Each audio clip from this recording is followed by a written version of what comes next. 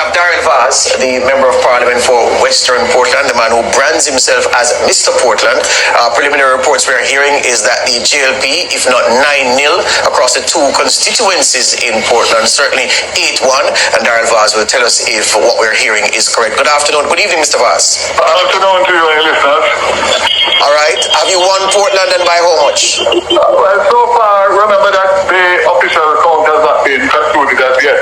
So what we are getting as a result is our exit polls from our indoor agents at the various polling stations.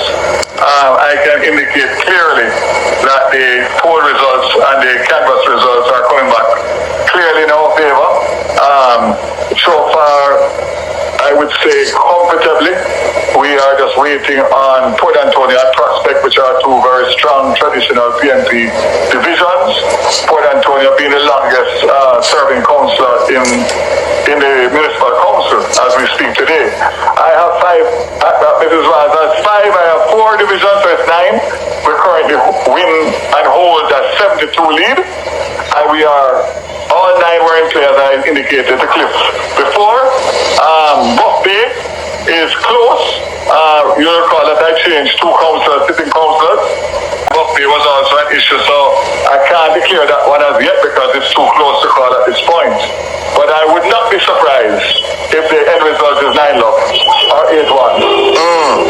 And I have to give all credit.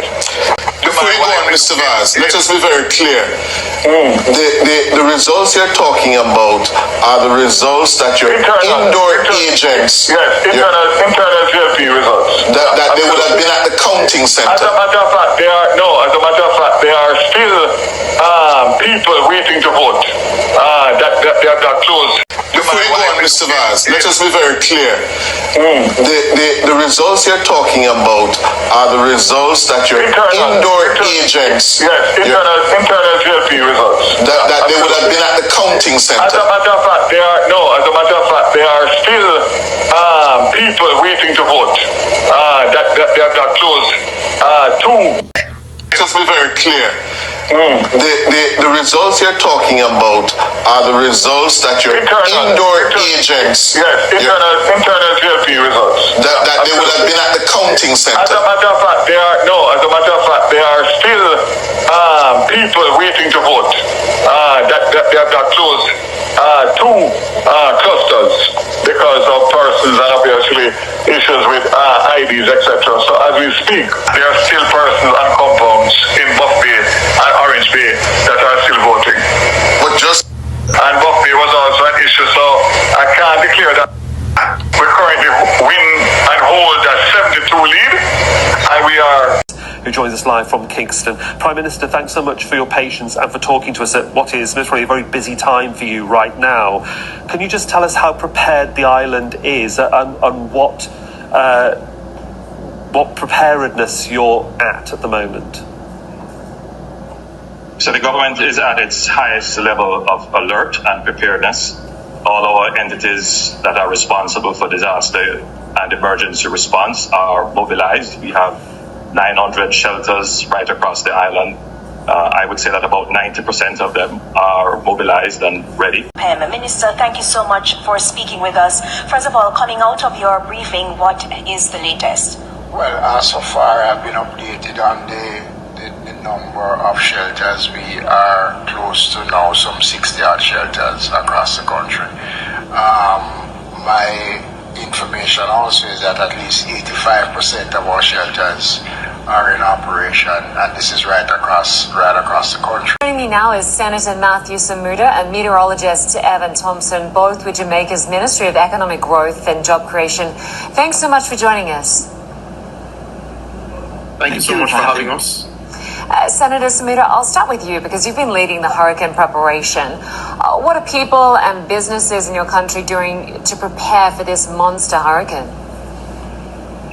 Well, there's a great deal of anxiety as we have seen the impact of this storm in Barbados, in St. Vincent, and of course in Grenada. So citizens, businesses alike have been putting in place all of their hurricane preparatory steps.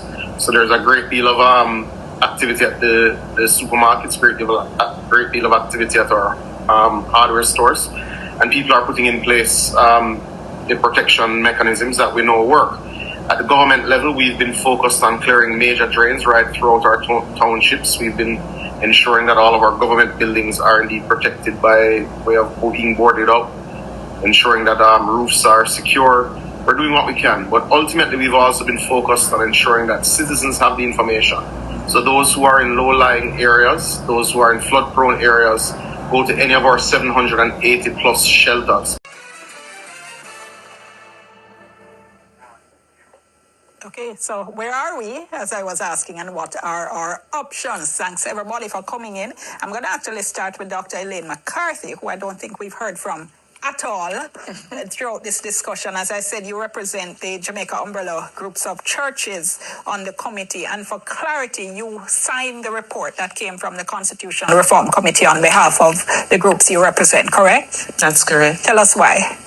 All right, we have gone through a process where we have looked at various issues relating to the whole constitutional reform, and in the whole deliberation, the various issues that we have signed off on, it was done on a consensual basis. So everybody basically, at the end of the day, agreed to that particular point or points that were signed off on. So it wasn't a situation where you had persons opposing and those agreeing, and then it is, signed off on. No, consensus was reached. So that has been the mode of operation for the whole deliberation leading up to the drafting of the report. Are you disappointed that the opposition isn't signing? I was hoping that would have happened, because the points or the information that is stated there in the report, all of those matters were matters that they also agreed on. But I guess it's just that issue about the final court too that has caused some delay in the signing. Let's put it that way. Okay. Well, want to follow up on that with Senator and with the other. The people run out people will take up water. Baby feed, pump us. Water. Police are so wicked. So police are too wicked, brother. You are so wicked in general. Everybody knows that sound, but the money is right time. Everybody out there store with their goods already. Lucky store and cashew nut.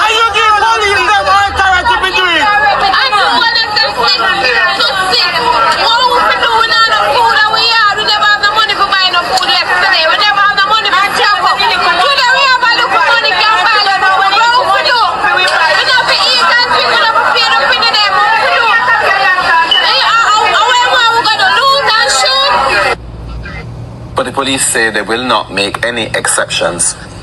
You're the biggest stink! And because of blood clot greed, you sit down there for blood clot 8 years and you pull a blood clot crawl. You understand? I love the poor, but I hate poverty. You understand what I mean?